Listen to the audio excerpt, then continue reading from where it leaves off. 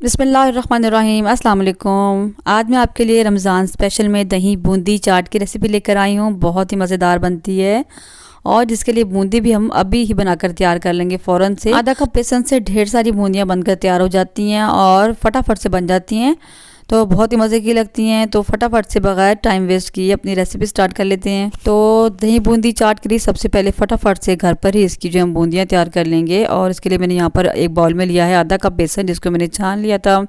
اس میں ڈالیں گے ہاف ٹی اسپون نمک، 1/4 ٹی اسپون اجوائن، اور بالکل چٹکی بھر آپ دیکھ سکتے ہیں میں نے لیا ہے 1/4 ٹی اسپون سے بھی کم بیکنگ سوڈا یعنی میٹھا سوڈا۔ ان سب کو اچھے سے مکس کر لیں گے اور اس کے بعد ایک بیٹر تیار کر لیں گے۔ آدھا کپ پانی میں نے لیا ہے، اس سے میں اس کا بیٹر تیار کروں گی۔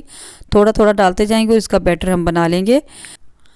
اچھا، پکوڑیوں میں، بیسن کی پکوڑیوں میں، یہ جنہیں بھلیاں کہتے ہیں، جو ہم دہی بھلے بازار سے لے کر آتے ہیں اس میں ڈالی ہوتی ہیں، اس میں اور اس بوندی میں بہت فرق ہوتا ہے۔ اس کی ریسیپی میں پہلے دے چکی ہوں، پکوڑیوں کی ریسیپی۔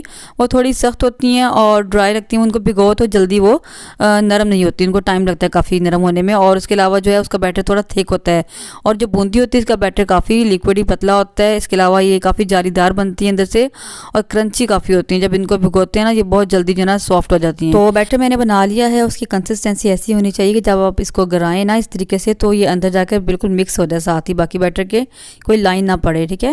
تو میرا تقریباً آدھے کپ سے تھوڑا سا پانی بچا تھا، باقی لگ گیا تھا۔ تو بس اسی وقت اس کی بوندیاں بنا لیتے ہیں۔ تو اس کے لیے میں نے یہاں پر آئل گرم کر لیا ہے اور یہ میں نے ایک چمچ لیا ہے جس سے ہم چاول مکس کرتے ہیں، ہر گھر میں موجود ہوتا ہے، ٹھیک ہے۔ تو آپ اس سے بنا لیں یا کسی بھی چھوٹے بڑے سوراخوں والا چمچ ہو اس سے آپ بنا سکتے ہیں، تو ٹھیک ہے، اس سے میں بناؤں گی۔ اگر آپ کے پاس ریڈی میڈ بوندی ہے تو آپ وہ بھی استعمال کر سکتے ہیں۔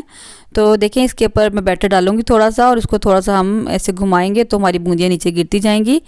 ویسے میں نے اس کو ایسے بنایا کہ میں نے اوپر بیٹر ڈالا اور اس کو چمچ سے ٹیپ کرتے گیا ہلکا ہلکا، جس سے بوندیاں فٹافٹ گرتی گئیں، کیونکہ ایسے مطلب اوپر چمچ پھیرنے سے مجھے لگ رہا تھا کہ بہت بڑی بڑی بن رہی ہیں۔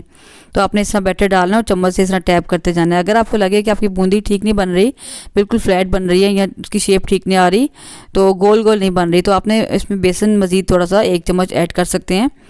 تو دیکھیں، اس طریقے سے جو ہے آپ ٹیپ کرتے جائیں گے تو بوندیاں آپ کے نیچے گرتی جائیں گی چھوٹی چھوٹی سی، اور جو ہے جتنی اس میں پوری آئیں گی اتنی ہم ڈال دیں گے۔ تو اس کو بس ہم کرسپی ہونے تک اور براؤن ہونے تک فرائی کر لیں گے۔ تو دیکھیں کرسپی ہو چکی ہیں اور جو ہے ان کا کلر بھی براؤن ہو چکا ہے، ان کو میں نکال لیتی ہوں، اور اسی طریقے سے جو ہے نا ہم باقی کی ساری بوندیاں بھی بنا کر فرائی کر لیتے ہیں۔ تو آپ کے پاس جس سائز میں بھی چاہو چمچ آپ اس سے بنا سکتے ہیں۔ مجھے چھوٹی چھوٹی بوندیاں بنانی تھی تو میں نے چھوٹے سوراخوں والا چمچ ہی یوز کیا ہے۔ تو بس اس طرح اوپر ہم رکھ کر بیٹر کو اور چمچ اوپر مارتے جائیں گے ہلکا ہلکا، تو ہماری بوندیاں گرتی جائیں گی، اور بس ساری بوندیاں ہماری جو اس طریقے سے بن کر تیار ہو گئی ہیں۔ اور دیکھیں ماشاءاللہ کتنی کرنچی بنی ہے۔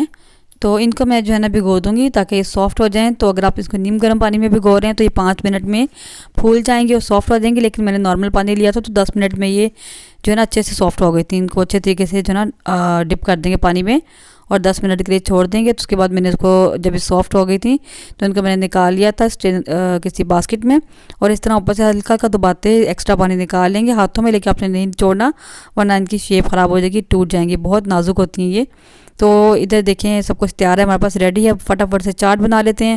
تو ایک باؤل میں ڈالوں گی 2 کپ دہی، جتنی چاٹ بنانی ہو آپ اس کے مطابق دہی لے سکتے ہیں، اور اس کو ہم اچھے سے پھینٹ لیں گے۔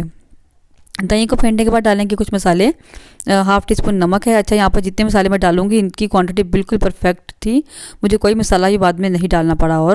اور ہاف ٹی اسپون ڈالا ہے چاٹ کا مسالہ، ہاف ٹی اسپون کٹی ہوئی لال مرچیں، 2 ٹی اسپون جائے گا اس میں گرین چٹنی دھنیا اور پودینے کی، یہ میرے چینل پر موجود ہے، وہی چٹنی ہے۔ اس کو میں نے فریز کیا ہوا ہے، تو اس کی کیوبس کو میں نے پہلے نکال کر رکھ دیا تھا تو یہ میلٹ ہو گئی ہیں۔ تو ان کو اچھے سے مکس کر لیں گے، اور اب یہاں پر ڈالیں گے امپورٹنٹ پارٹ اس ریسیپی کا، یعنی بوندیاں۔ مجھے جتنی بوندیاں اس میں چاہیے ہوں گی میں فی الحال اتنی ڈال لوں گی، اور ساتھ اس میں ڈالیں گے 1 کپ ابلے ہوئے چنے ہیں، بالکل سافٹ نہیں ہے، یہ اس میں ڈال دیں گے۔ 1 کپ ابلے ہوئے آلو ہیں، یعنی 2 میڈیم سائز کے آلو کو میں نے بوائل کر لیا تھا تو یہ 1 پیالی بن گئی، یہ اس میں ڈال دیں گے۔ 1 میڈیم سائز کا ٹماٹر ہے باریک کٹا ہوا، یہ اس میں ڈال دیں گے۔ 1 میڈیم سائز کی پیاز ہے جس کو میں نے لمبائی میں کٹ کر لیا، یہ اس میں ڈال دیں گے۔ اور تقریباً آدھی پیالی بند گوبھی کی ہے باریک باریک کٹی ہوئی، اس میں شامل کر دیں گے، ٹھیک ہے۔ بند گوبھی سے بہت اچھا فلیور آتا ہے، پر آپ نہ ڈالنا چاہیں تو اس کو چھوڑ سکتے ہیں۔ ان سب کو اچھے سے مکس کر لیں گے، اور یہ مسالے آپ اسی کوانٹٹی میں ڈالیں، بالکل پرفیکٹ تھے، آپ یقین کریں مجھے ایک بھی چیز مزید نہیں ڈالنی پڑی۔ اور یہ 2 ٹیبل اسپون کے قریب میرے پاس کھٹی والی املی کی چٹنی، میٹھی نہیں ہے، کھٹی ہے، اس میں نمک اور مرچ اور زیرہ ڈال کے میں نے اس کو پکایا ہوا ہے۔ اور اس کو ڈال کر اچھے سے مکس کر لیں گے اور اب اس کو باؤل میں نکال لیں گے. تو دیکھیں ہماری مزیدار سی جو نا بوندی چنا چاٹ ریڈی ہے. اس کو میں اوپر سے جو نا میٹھی والی چٹنی سے گارنش کر دوں گی اور ساتھ اس کے اوپر ڈال دیں گے کچھ باریک کٹی ہوئی ہری مرچیں چاہیں تو آپ اندر بھی ڈال سکتے ہیں، لیکن بچوں کے منہ میں آتی ہیں تو بچے کھاتے نہیں، اس لیے میں اوپر سے ڈال رہی ہوں. اور تھوڑا سا اوپر چاٹ مسالہ چھڑکیں گے تو بس مزیدار سی ہماری دہی بوندی چاٹ بن کر تیار ہے. بہت ہی مزے کی بنتی ہے اور بوندی کا فریش بوندی کا فلیور بہت اچھا اس میں آتا ہے. اس کو آپ ضرور بنا کر ٹرائی کیجئے، مجھے امید ہے کہ آپ کو ضرور پسند آئے گی. اس کو میں نے سرو کیا ساتھ میں جو خوبانی کی میٹھی چٹنی اس کے ساتھ جو میں نے پہلے بنائی ہے، اس کا جو ہے ریسیپی میرے چینل پر موجود ہے. اس کے ساتھ بہت مزے کی لگتی ہے. یہ میٹھی چٹنی ہے خوبانی کی، آپ ڈالنا چاہیں تو ڈال سکتے ہیں. اس کے علاوہ آپ اس کو بغیر چٹنی کے بھی کھا سکتے ہیں. ٹھیک ہے، تو یہ تھی میری آج کی ریسیپی. مجھے امید ہے آپ کو ضرور پسند آئی ہوگی. ویڈیو اچھی لگے تو لائک اور زیادہ سے زیادہ شیئر کر دیں. چینل پر نئے ہیں تو چینل کو سبسکرائب کر دیں. ملتے ہیں انشاءاللہ کسی نیکسٹ ویڈیو میں کسی نئی ریسیپی کے ساتھ. تب تک کے لیے اللہ حافظ. دعاؤں میں یاد رکھیے گا.